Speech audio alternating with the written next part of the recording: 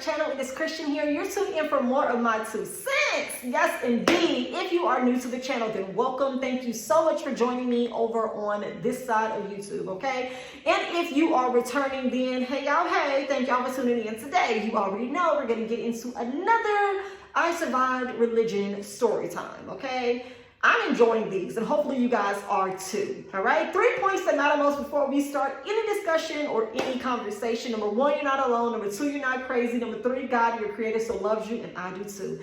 We have been doing this series, and this is just the first week, and I'm living for it. I'm loving it. I'm finding some stories on the Reddit threads. I'm finding your stories in my inbox, in my email, and I'm sharing them. And I think that it's so important, and I'm so grateful you guys are acquiescing, and I know that it will catch more traction as content comes out and shows up on the algorithm and YouTube starts favoring it, honey, because that's what I want, okay? I want the people to find these videos and hear what people are saying, even if they're churchgoers, even if they're pastors, even if they're youth leaders. I want people to hear these stories because I'm not making them up. Okay, now I've had my fair share of things to happen in my life. I'm on my religious journey, but the depth in which this goes, my stuff was surface, right? It was petty. It was interpersonal relationships crashing. It was me using logic and critical thinking and coming to the solution and the conclusion that this is some bull and I don't like that, right? And I walked away. So I don't have that much of a dramatic story for removing myself from church, but it's the basics. And then there are stories like this where it just gets above and beyond you. And you're just like, Lord, why was I even in this? Like, what is this? I mean, and you'll hear me using terms like Lord and Jesus and God, because it is just still in me by nature. And I don't know if that's just like a black thing, but like it's heavy in there. And though I have stripped away quite a few things from Christianity, okay? A lot of things from church and religion. There are some things I just say by nature. So it's not that I'm like still heavily in and I'm confused. Your girl is very clear that I'm not going over there. Not doing it, okay?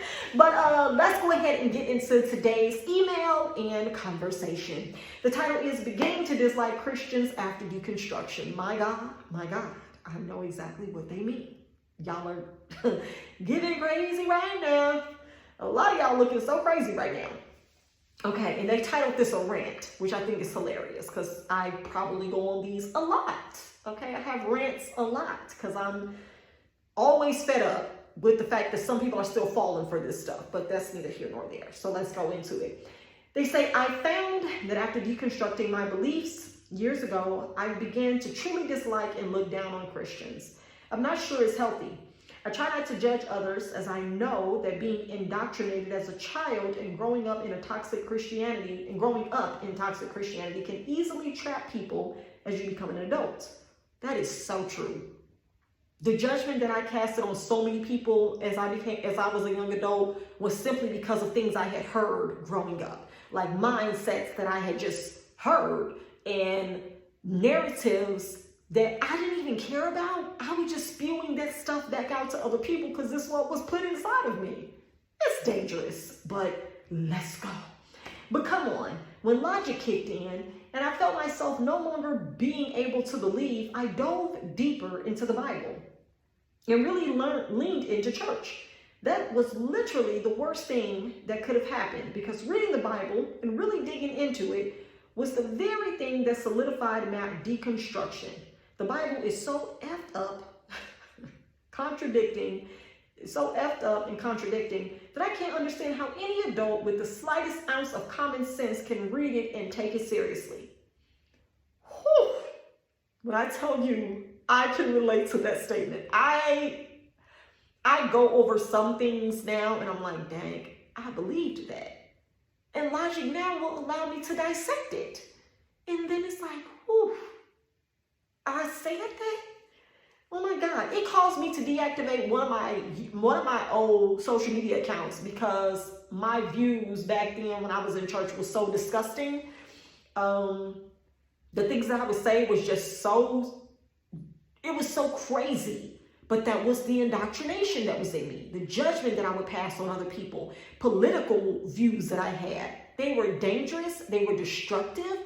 And I'm glad I did away with it. and then the foundation that we would use, the retaliating scriptures or the verses and the context that we would try to place things in to validate our feelings and the garbage we were spewing, it is toxic. It was toxic then, and it is toxic now for anyone still doing it. So I definitely understand when he says anyone with the slightest amount of sense that could read the Bible and accept it as truth, mind-blowing. Mind-blowing. It is a ball of games and confusion. And it will lead you down a rabbit hole of always having to read a concordance to explain this and to get the further definition of this and break this down and explain this and expound upon this. Get out of here with that. Because y'all got all these different versions. And that's crazy to me that everybody is breaking this down differently when a lot of these people weren't even born when none of this stuff happened, allegedly. But we're not here for that. We're here for this. Let's come back to the email Christian. All right? Okay. I truly feel that most Christians don't know jack S about the book. They just blindly follow whatever they're told. I used to look up to people in organizations like Bethel and Hillsong, United and Elevation Church. Now I can't help but view them as either idiots or small capitalists who realize that they can make a fortune off of gullible people. I spent most of my early life working at a number of mega churches and tend to lean towards the latter. Anyone else feels this way? Okay.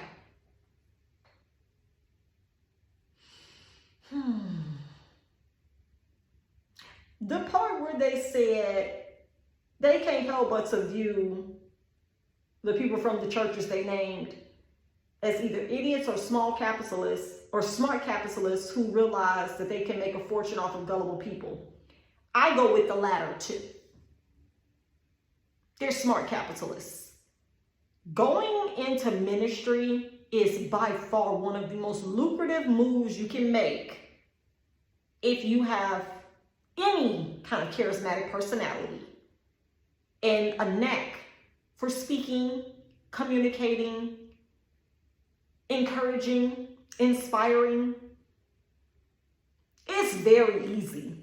It's very easy to break into the ministry world. Like it's really giving MLM minus the essential oils, the candles, or the LuLaRoe leggings. You definitely can get in on a good MLM scam as a pastor because you're talking about warm bodies and seats automatically become revenue streams. I may be out here with 2 or 3 businesses, but honey, if you have a church of 50 people, you got 50 streams of income. Play with me if you want to. It's very easy. And then that wielding of power and influence that these people end up having, where their word is bond, where their word is the infallible truth, not the Bible. The Bible is not God's infallible truth. If it's in the hands of the wrong man or woman, it becomes their infallible truth, the way that they want to interpret it to you and say, thus saith the Lord. The Lord revealed to me. The Lord showed me. Put that in front of anything for some people, and it's everything for all of them. That's all some people need in order for them to literally vacate their own thoughts. Like, no, throw that in the trash. Just throw it in the trash. Shout out to Fabulous and the drink. Some people are throwing their minds in the trash because they're gullible, because they want to belong. They want to feel accepted. They want to be connected to the true vine. But what you end up finding are men and women who understand that they have a good personality. Some of them are attractive. They look good on flyers. Honey, they look good underneath the light. And they play it just right. And it can change your life because you'll find yourself dependent upon them instead of what's on the inside of you, given by your creator.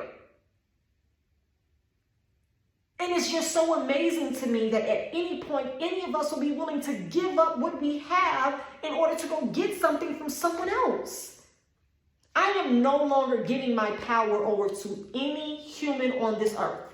I can figure it out. I shall figure it out if I need to. And if we can come together and do this together, cool. But the thing about beginning to dislike Christians is because they're so judgmental and they're so rude about other people being free thinkers. So it's like, now that I'm not a part of it, I could totally see him saying he's sick of them. I don't feel like that about Christians, but I do be rolling my eyes like, y'all with this again. Like now with the whole Black Panther thing, don't go see the Black Panther, right? It's full of witchcraft. It's full of African, voodoo and what's the words? I saw a post that was very long about the Black Panther. And I'm just like, but let me ask y'all a question though. When are we going to talk about the rituals that y'all are doing by eating a man's flesh and eating a man's body through crackers and drinking his blood through grape juice? We not going to talk about that? Ain't nobody going to talk about that. What about presenting your offering and your tithes and putting it in the basket and nobody burning it up, but they spending it? We not going to talk about that? Nobody want to talk about that. Okay, I got it. Not a problem. What about speaking in tongues, no interpretation? Y'all just saying what y'all want to say, and it sounds like the same thing every time y'all say it. We ain't gonna talk about that? Nobody gonna talk about that. So y'all will pinpoint one thing over here, as my son say, something over here, then something over here. We're just not gonna say nothing about this over here, but we're going to try to debunk and, mythologically make all of these other things mystical and wrong and demonic. Deconstruction removes the scales from your eyes. It solidifies that you're done. It solidifies that can't nobody play with you. You can't play in my face about certain things spiritual anymore because I'm able to use logic. The stories are great in the Bible. They're very encouraging. They definitely, work in certain areas of your life to encourage you to, give you some principles or to give you like fables, if you will, like just a little encouragement, like little examples, like Noah in the ark, Jonah in the well, was it Daniel in the lion's den? Or what? No, not Daniel. Who was it, Chelsea? I ain't been in church that long. I don't even remember no more. Whoever was down with the lions. I have totally deconstructed to where I'm not repeating these stories and trying to keep up with them, to remember them, to encourage myself. They're great for encouragement, but we have to understand that logic at some point would come and say there are no new stories. So the works that were done back then can't be done now. Y'all new pastors can't do none of this stuff. Y'all prophets can't perform none of this stuff. Y'all don't operate in the same power as Jesus. Y'all not healing people. People's sight ain't being restored. People's legs ain't growing out. People's eyes ain't, people ain't being raised from the dead around here. That would be seen as demonic in Christianity present day. But back then it was completely normal, and they recite those stories now to encourage you of what God can do. But they can't do it. When you deconstruct, it calls forth logic, right? And it calls forth logic when you deconstruct, and it rejects questionable fallacies. There's some common sense things that just don't be commenting. It don't be sensing. How is it that the works of old are not being performed now, but if indeed they were, y'all would probably call those people demonic if they were raising people from the dead? There's some people in church, when they hear people say they had a sighting of their family member or someone came to them in a vision, they say that was a devil. That was a demon. The dead don't know what the living is doing. You shouldn't be hearing from anyone else who's passed on. That's demonic. You have an opening where people are able to speak to you from the grave, and that shouldn't be. Isn't that right? But Jesus rolled the stone away and ascended from the Mount of Olives. Oh my God. Make it make sense. So either you're going to believe it and want me to believe it too, or you're not going to believe it and we both going to go and mind our business and just accept these stories as encouragement when we're going through rough times. Because if I pop up and I got not magical, but if I have healing properties and powers, shouldn't I be looked at as a God? Shouldn't I be respected as Jesus? No. We denounce that. You shouldn't be able to do the works that God did, that Jesus did. No. You shouldn't be able to lift no baskets and fish and bread turn into enough to feed thousands of men, women, and children. You shouldn't be able to do that. That's demonic. But you'll read it from the scripture and accept it as reality and stand on it that miracle signs and wonders will follow in your church. Get out of my face. So deconstruction, this is why people get sick of Christians. Because y'all don't even believe what you're reading. You don't believe that. While we're out here being fruitful and multiplying. And y'all call us children of the enemy. Or yes, Satan take care of his own too. Lies and deceit. I am not a seed of Satan, spawn of Satan, or none of that. No, I'm just out here doing the work. I'm out here showing up and creating in the power that has been given to me by my creator. So if we're going to be in this world but not of it, honey, I ain't got to be of this world. I'll be very otherworldly, extraterrestrial, if that's what you want me to be. But I bet you I got everything that's meant for me because I believe it, I receive it, and then I go out and I get it. Right? That's something that some of y'all ain't doing. Y'all just want to speak in tongues. Y'all want to consecrate yourselves, lay on the floor, shut in, shout, all of that, and still not get out of y'all situation. But for this, I thought that was a very good, nice message. It definitely helped me to understand why I might be annoyed by some Christians. Definitely be getting on my nerves. Okay? All right. Hopefully you guys have enjoyed this video. If you have, go ahead and like and subscribe to the channel. I'd love to add you to my 2 cents crew. If you have a story, if you have a question, if you just want to share and get something off of your chest, drop down in the description box below and go to the email address, my2centmatters@gmail.com, and share your story with me. I would love to share your story with my audience and give you my 2 cents at the same time. A safe space, supportive space, unbiased, but full of love. All right? That's what we're giving over here. Until next time, I'll see you guys in the next video. Bye.